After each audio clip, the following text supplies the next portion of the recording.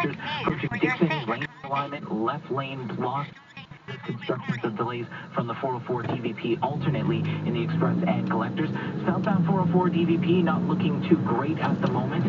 This because it's already volume from Finch to south of Florence, and then rather now to about south of Don Mills, and then you're going to notice south of Don Mills, there's that right lane that's blocked due to a stalled cement truck, so not looking good at all. At a standstill with selling your car, sell on Clutch.ca, get paid instantly. That's Clutch, official partner of the NBA. Your next traffic report, less than 10 minutes. Now the forecast with Denise Andriacci.